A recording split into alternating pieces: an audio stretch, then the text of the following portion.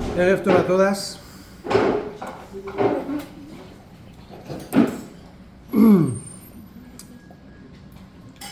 Jaffa es el Yortzeit del Papa del Rebbe.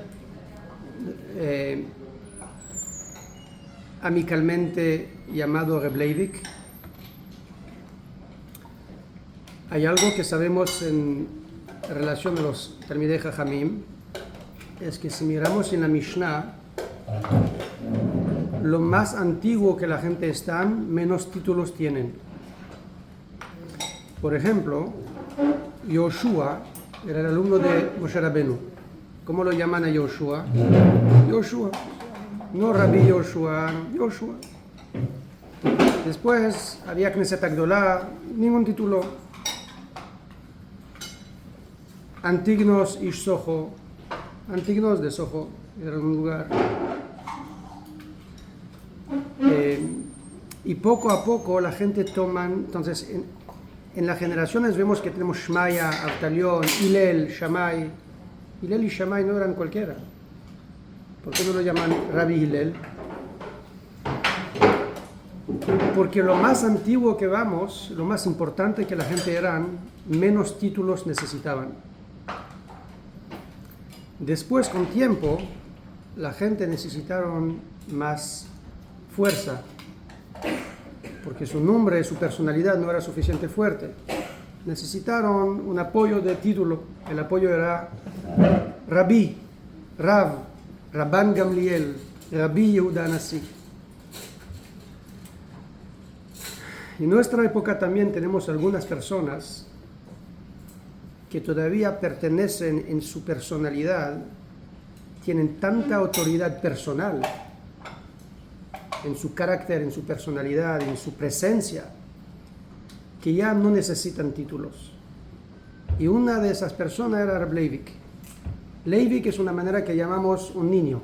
Leivik, amicalmente Leivik. No Rabbi Levi Yitzhak. Y a él no lo llamaron Rabbi Levi Yitzhak. Pero era uno de los rabinos. Nada que ver con los Hasidim. Uno de los rabinos oficiales del Imperio Ruso más importante de su época. Y aún así todavía lo llamaron así. Y la razón es porque su personalidad era tan poderosa que ni hacía falta. Ahorita hay varias maneras de poder. En nuestra época hay otros que podemos también decir. Por ejemplo, un ejemplo de ese tipo de persona es Steinsaltz. No lo llaman Rav Steinsaltz. Lo llaman Steinsaltz. Algunos lo llaman Ravadin. Lo que lo llaman Ravadin son gente que no son cerca de él. ¿Cómo lo llaman comúnmente? Steinsaltz. Es que él era una persona que no necesitaba título para su autoridad. Era un gigante. Así son algunas personas. Ahorita cuando hablamos de Reb Leivik hay varias maneras de acercarse de su personalidad. Y quizás dependiente del público para ver qué vamos a decir, qué no vamos a decir, qué queremos escuchar de él. Algunos Hasidim van a hablar de su Mesirut Nefesh, legendario, una leyenda de Mesirut Nefesh. Pero en realidad muchos otros Hasidim tenían Mesirut Nefesh. Hay muchos Hasidim que conocemos que salieron de las cárceles rusas, pero hay mucho más que no salieron y nadie conoce sus historias. El Mesirut Nefesh de ellos, ¿quién lo conoce? Entonces, sin ninguna duda, Reb Leivik era un ejemplo de Mesirut Nefesh. Pero no creo que eso es su distinción más grande. Tenía una firmeza como rabino de comunidad, tenía una firmeza impresionante. En épocas donde todos los otros rabinos tenían que bajar la cabeza frente al Imperio Ruso, él se mantuvo firme. Hay muchos cuentos, y la mayoría son imprimidas y se pueden buscar. Vamos a intentar de hablar acá de cosas que no están imprimidas. Intentar de buscar cosas que no tienen que buscar, que no tienen que ir a Jabadator y encontrar todo. Eso le invito a todos de hacerlo, es muy, muy instructivo. Pero quizás de dar lo que no está escrito, lo que está entre las líneas. Hay gente que cuando queremos aprender de ellos se complica. Voy a explicar. Si alguien me pregunta a mí qué podría aprender en mi vida de Albert Einstein, en verdad, yo no soy capaz de aprender mucho de él. Porque Albert Einstein es un genio. Él está ya muy alto. Para aprender de él necesito estudiar 25 o 30 años de física y matemática antes de poder entrar a entender lo que está hablando. ¿Cuál es su hidush a él? ¿Quién puede aprender de él entonces? Quizás los profesores en Harvard, los genios de matemático. Cuando estamos preguntando entonces, ¿qué podemos aprender de Reb Leivik? Es una pregunta muy difícil, porque él no era una persona al nivel común. Y gente como nosotros, de aprender de un personaje así, es muy difícil. Pero quizás vamos a tomar shiraim de su personalidad, cosas que dejó, migas que dejó. Y de ahí es suficiente para nosotros, para saciarnos e inspirarnos mucho. Hay algo que pensamos mucho cuando pensamos de Hasidut y Hasidim en general, especialmente grande Hasidim. Pensemos en grande Hasidim, en los Geonim, los grandes Talmidei Jajamim de los Hasidim. Conocía mucho Hasidut, rezaba por 12 horas. Pero no creo que eso es la grandeza de los Hasidim. Porque antes de los Hasidim, antes del Baal Shem Tov, había genios grandísimos de Torah. Entonces, si buscamos la singularidad de los Hasidim, necesitamos buscar a lo que el Baal Shem Tov trajo totalmente revolucionario en el mundo ashkenazí judío. Y lo que él trajo, él introdujo un concepto que sí no era común. Era la capacidad de apreciar el simple, de apreciar el judío que no sabe mucho, que no aparece como un tzadik, el ignorante, el campesino. Ahorita, que no haya dudas, siempre hubo judíos que trataban bien a los campesinos también. Entonces, ¿cuál es la grandeza del Baal Shem Tov? No es que uno le tira bola a un campesino, es que los grandes Geonim le tiraban bolas a los campesinos. Que los Hasidim, los Tzadikim Nistarim, que eran cada uno apto a ser un Rebbe, cada uno sabía hacer milagros, que ellos se disfrazaron de simple y se iban pasando con la gente simple. Oh, ya eso es otro nivel. Y creo que en todo el mundo hasídico, no solamente en Chabad, en todo el mundo hasídico, esa aptitud, esa revolución del Baal Shem Tov se diluyó un poquito. Seguro, siempre teníamos clarito de saber y reconocer, apreciar el simple, la emuná de uno, la yirat shamayim. Creo que si hay algo que distingue a Reb Leivik, es la conexión que él tiene directamente con los alumnos del Baal Shem Tov. Los tzadikim nistarim de esa época, que eran gente que vivían totalmente en mundos espirituales y tenían todavía su capacidad y su enfoque de ir a relacionarse con la gente simple. Eso es algo que Reb Leivik tenía. De vuelta, no es que no había Hasidim que relacionaban con los simples, seguro que había, pero nadie era a la altura de Reb Leivik. Reb Leivik caminaba en una casa, la única cosa que podía pensar, si hubiera entrado acá, hubiera calculado en un fracción de segundo cuánto metro cuadrado hay acá y cuál es el volumen de todo el espacio, y haciendo gematriot y cálculos porque está justamente hoy en ese espacio, en ese día, y toda la sefirot está volando en su cabeza. Eso era la mente de Reb Leivik. Él entra acá, ¿en qué mundo vive? Él no vive en el mundo que nosotros estamos. Él vivía en un mundo paralelo absoluto. Cuando la Rebbetzin Hannah habla de él, es su esposa, la más íntima que puede ser con el personaje. Él era en exilio. Ella describe la dificultad en la cual estaban. Y de repente viene el Yortzeit del Rebbe Rashab, por ejemplo, Bet Nisan, y ella describe a su esposo así. Su esposo de repente dice, es Bet Nisan hoy, el Yortzeit del Rebbe. Sería apto de hablar Hasidut, pero no hay nadie para escuchar. Quizás sería apto para escribir Hasidut, pero no hay papel.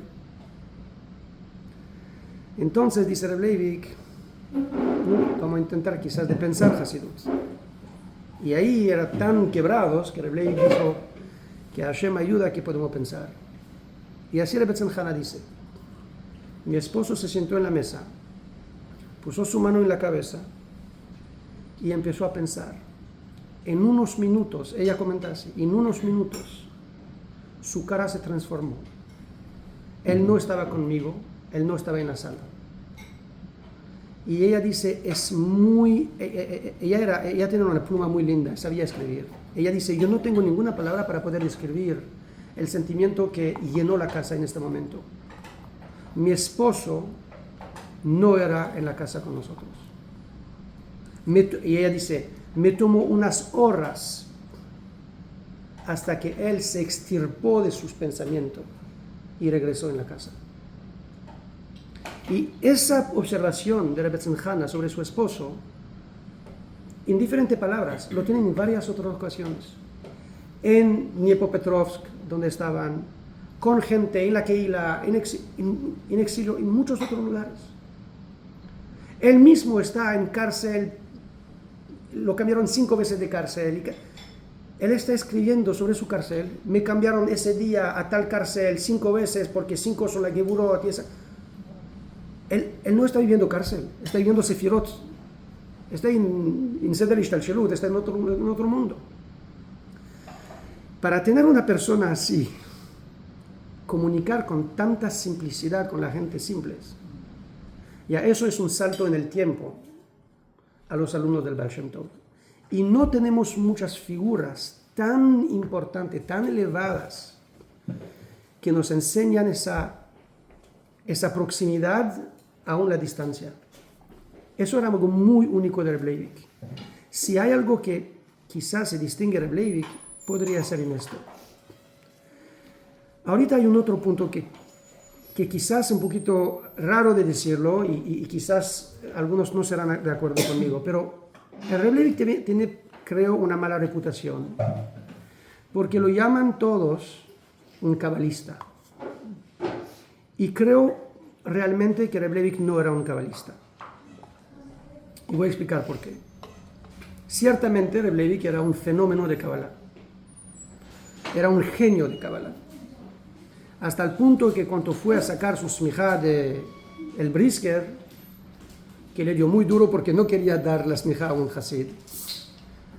Y al final se dio cuenta que Reb Leivik se mete mucho en Kabbalah. Le dijo, pero una cabeza como la tuya, ¿por qué la metes en Kabbalah? Quédate conmigo y estudiar conmigo. Reb Leivik era un genio de Kabbalah como no vimos mucho tiempo. Pero hay algo particular con los cabalistas. Es que los cabalistas, mucho, en general, no sé cómo decir eso, vamos a decirlo de manera muy, quizás un poquito grosera. Los cabalistas no viven mucho con Dios. Los cabalistas viven con los niveles de Dios, los nombres de Hashem, las kavanot de mikveh, las kavanot del tefilín, las madregot y sefirot y olamot. Ahí está en el mundo de los cabalistas. Y Dios en todo eso, ¿dónde es? Cuando un cabalista se llama Israel, su mente no es Hashem es uno y yo creo en Hashem. Su mente es Shem Havai, Shem Elohim, la unión, y Judailá, y Judatata, se va volando. Y el Dios simple del niño, ¿dónde es? Tosfot habla de esto, él dice, el nivel más grande del rezo, ¿cuál es? Es que uno puede rezar como la misma intención que el niño está rezando. Obviamente el niño ya reza así, no sé por qué tiene que estudiar más. No, porque rezar como un niño cuando eres un niño es una cosa. Rezar como un niño cuando ya conoce toda la Kabbalah y las Kavanot ya es un otro nivel. Reb Leivik tiene algo muy interesante en su Kabbalah, en sus discursos, sus enseñanzas. Es que él hablaba mucho de Kabbalah, cierto, pero tenía un enfoque a llevar todos sus conocimientos hacia una palabra que era Einod Milvado. Hay un cuento que cuentan de él en Simchat Torah. Simchat Torah era algo muy especial para él. Y en Simchat Torah tiene un nivel especial de Simchat Torah. En Simchat Torah hay un visitante, los Hazanim de Moscú, que vinieron para hacer Hazan en su ciudad.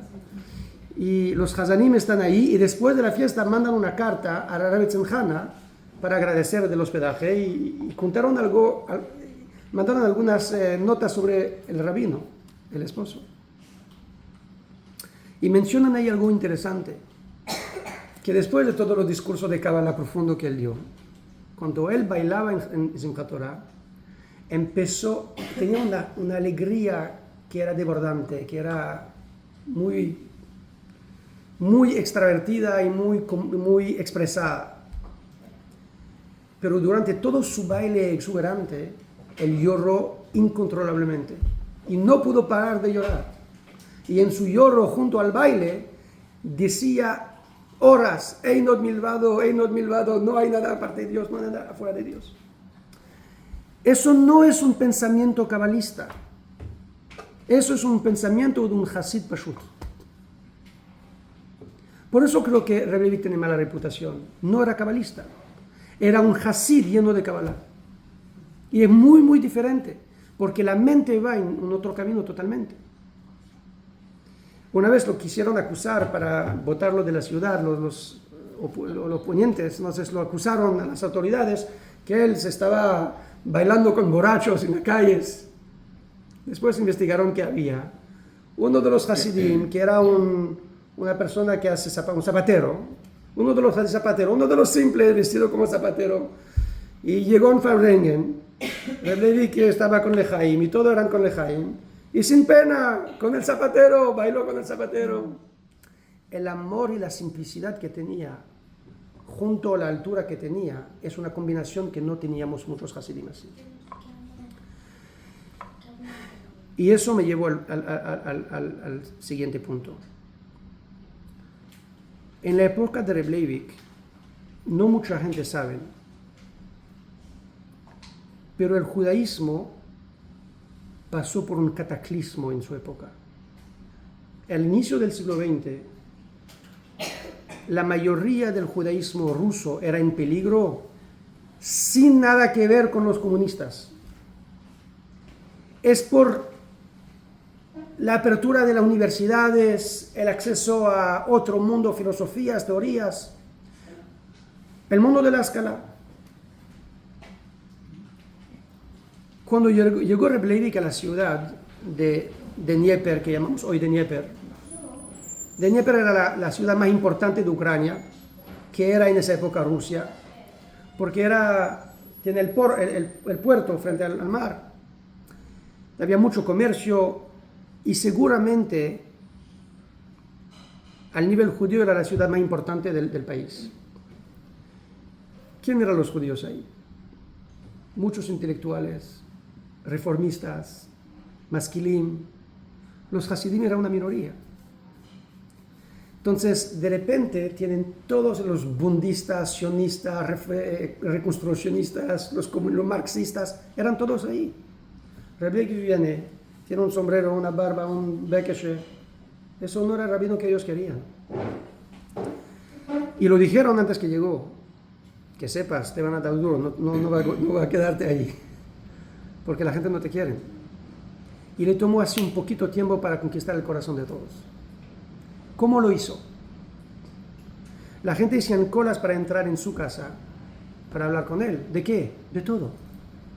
Los científicos hablaban con él, los médicos hablaban con él, los filósofos hablaban con él, los rabinos hablaban con él, los hasidim hablaban con él, los zapateros, todos hablaban con él. Y quizás uno puede pensar, no, es porque él quería traer todos a hacer teshuvah. Entonces, obvio, habló con todos los no religiosos para encontrar la oportunidad de darle un shiur, un poquito de musar. No, quizás poner tefilín, quizás poner la kippah, quizás cambia tu camino, hace teshuvah. Primeramente, factualmente es incorrecto. Él no buscaba para las oportunidades. Y él no lo hacía. él traía y abría su puerta a todos sin intentar de darle a cada uno su heilek, de darle un shiur de musar. Lo daba la bienvenida como él era. Y así lo aceptaba.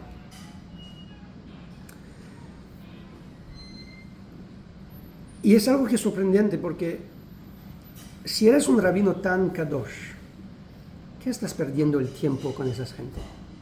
Meile me dice que está esperando el tiempo para darle un shiur de Torah, pero no era el caso. ¿De por qué hablas con ellos tanto tiempo?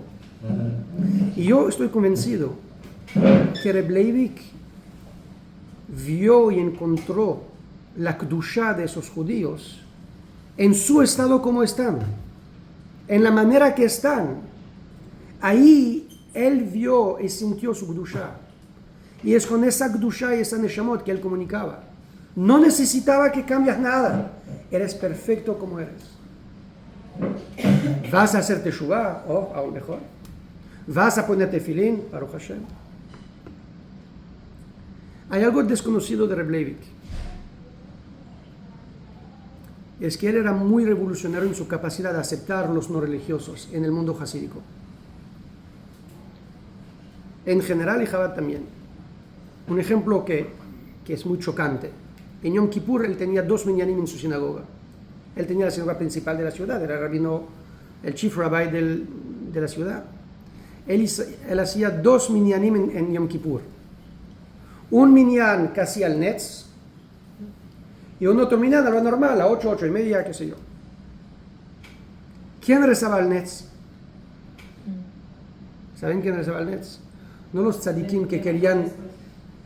Porque tenía que ir al trabajo. No los tzadikim que querían empezar temprano.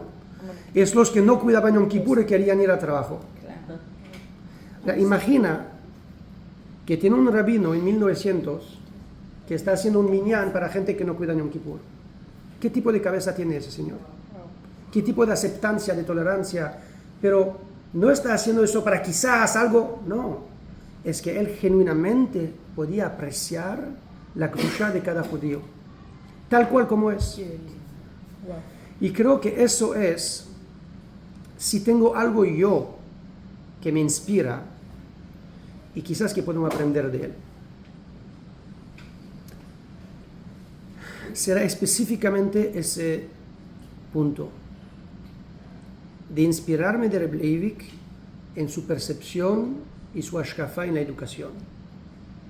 En realidad es algo que yo tengo en mi mente desde antes que me casé, y me acuerdo que en mi shidduchim preguntaba eso a las niñas para escuchar las respuestas. ¿Dónde está mi hijo? Vamos a ver. La pregunta que yo tenía era, si tenemos que escoger entre 2 comportamientos de niños. Un niño que es un mensch, se comporta bien, buenos valores, una buena persona, pero no quiere cuidar Torah Mitzvot. O un otro que quiere cuidar Torah Mitzvot, pero qué desastre el personaje, un Hilul Hashem ambulante. ¿Qué hubiera escogido? Y esa pregunta para mí era importante para entender un poquito la apertura de mente de la persona con la cual vamos a hacer una casa. ¿Qué? ¿Qué dijiste? She obviously said the right thing. ¿Qué dijiste para merecer? Vamos a empezar. ¿Te acuerdas de la pregunta? Obviamente dijo lo correcto. La razón de esa pregunta y lo que me inspiró a hacerla era Reb Leivik. Le voy a decir por qué era Reb Leivik. Porque hay algo que siempre me fascinó en la familia de Reb. Lo que me fascinó es lo siguiente. Reb Leivik tenía 3 hijos. Los 3 eran geonim absolutos. Pero uno de sus hijos escogió un otro camino. Y ahí podemos imaginar cómo un padre y una madre, por los cuales su mundo de Torah es todo lo que tienen en la vida, que están entregando su vida diariamente para su Torah y Mitzvot y la Torah y Mitzvot de los demás. Y vean sus hijos, que es un Gaon Atzum, y sale diferente. ¿Cuál será su relación con ese niño? Y algo que me fascinó mucho ahí es que jamás pude entrevistar entre las niñas de las comunicaciones entre ellos ninguna crítica, cero, en absoluto cero, ni de la madre a su hijo, ni del padre a su hijo. Había un amor incondicional y más que un amor. Amar a los niños incondicionalmente es quizás fácil. Hay una otra cosa que es más difícil. Una aceptación del niño como es de manera incondicional. Eso es mucho más difícil. Entender que ese niño es una neshama en sí, una persona en sí, y yo lo acepto como es. Y esa aceptación de Reb Levi y Reb Tzimtzana a sus hijos, para mí me fascinó desde que estoy joven. Hay ese cuento que una vez una persona contactó a Reb Tzimtzana en Nueva York y le dijo: me encontré con tu hijo. ¿Cuál hijo? Ariel Leib. Y me encontré con él, tuve un tiempo con él, no me recuerdo dónde.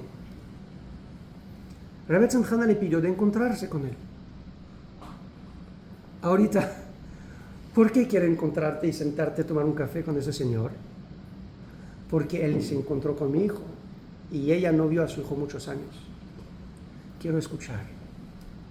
Solamente cuéntame todo lo de él, todo. Cuando ella escribe de ese encuentro con ese señor, ¿sabe cuál es el sentimiento que llena el lector? Una madre gozando cada palabra de orgullo de su hijo. No era pretendiendo aceptar el niño porque quiere pretender que quizás un día y así lo va a jalar de vuelta. No. No puedes falsificar esto. Si lo falsificas, el niño lo capta. You can't fake it. Esa capacidad es extremadamente difícil de lograrlo. Al menos que no te importa. Pero cuando sabemos cuánto le importaban a ellos. Y al final, ¿qué pasó con ese niño? Él se fue a Israel. Siguió con su carrera científica. Pero cuando tenía un tiempo para pasear, así, libre, ¿dónde iba? Iba a Kfar Chabad, sintiéndose con los los Ziknei Hasidim, los Hasidim viejos, que tenían la madurez de saber aceptar. Y ellos cuentan, nos sentíamos con Reb Lebo y él hablaba Hasidus. Y la manera que él hablaba Hasidut, nadie hablaba. Era un río abundante que producía, era una maravilla de Hasidut que salía de su boca. ¿Dónde él encontró la paz de regresar a hablar con los Hasidim? ¿Dónde encontró esa serenidad de sentirse en casa ahí? Porque él creció en paz y serenidad. Hablamos mucho de la revolución que el Rebbe hizo en Chabad. Es verdad, el Rebbe revolucionó Chabad y el mundo entero. La cosa más desconocida de la revolución del Rebbe es que estamos solamente disfrutando de los frutos de la revolución que Reb Levi hizo. El Rebbe era un Hasid absoluto del Frierdiker Rebbe, pero era antes de todo un alumno de su papá. Su manera de pensar, de mirar al mundo, a otro judío, eso lo absorbió, lo tomó de su papá. La revolución del mundo que el Rebbe hizo es una extensión de la revolución de Reb Levi. Él no logró verlo. Él plantó la semilla, pero dice la Gemara, el hijo es el brazo de su papá. El Rebbe actuó lo que Reb Levi diseñó. Y eso no es solamente figurativo. Voy a concluir con ese último cuento. En los primeros años del 770 Rebbe era Rebbe. Los Fabrengen eran chiquitos. Había muchos tipos de judíos en Crown Heights. Religiosos, muchos hasidim de diferentes corrientes. Había un judío un día que llegó en Fabrengen. Una persona madura, en sus 60s. Alguien llegó al Fabrengen sin kippah. Ya puedes imaginarte el camino que él pasó en la vida y toda la rabia y las cosas, las quejas que tenían sobre Dios y todo el mundo religioso. Llega al Fabrengen, pero sin kippah. Y se queda en 770, todo el Fabrengen, escuchando al Rebbe, haciendo todos sus sijot y mavarim, pero sin kippah. Sin barba ni hablar, pero eso mucho, aún hasidim no tenían barba en esa época. Unos hasidim. Después desapareció, regresó un mes después. Y así esporádicamente llegaba, hasta que se hizo más a menudo y venía más. Y fue con un periodo de 1 año y pico que empezó a venir frecuentemente, regularmente. Era un regular de los Fabrengen. Pero no ponía kippah. Parece muy provocativo. Pero el tipo no se ponía la kippah. A propósito. Él conocía, sabía muy bien, no quería poner la kippah. Después de 1 año y medio por ahí, un tiempo. Y los hasidim entendieron que el Rebbe no dice nada, los hasidim mayores no dicen nada, se cae la boca. Después de mucho tiempo, un hasid se sintió un poquito inteligente, inspirado así, quizás tenía lejaim, no sé. Se acercó de ese judío después de Fabrengen y dijo: no, ya, Rebbe, 1 año y medio, ponme la kippah. El tipo jamás regresó. Los Fabrengen siguientes pasó, él no llegó. El Rebbe preguntó: ¿dónde es? ¿Dónde está? Y al final salió que hay uno que le hizo el comentario y quizás. Y el Rebbe le dio tan duro a ese Josid. ¿Quién te dio el derecho de no aceptar uno como es? Eso era Reb Leivik. Eso es lo que podemos inspirarnos de él. Y eso se puede aplicar con nuestros esposos, esposas y hijos. Y él lo aplicaba con el mundo entero, pero ya empezando con la familia cerca decía mucho. Que aprendemos de él y seguimos su ejemplo. Fuera.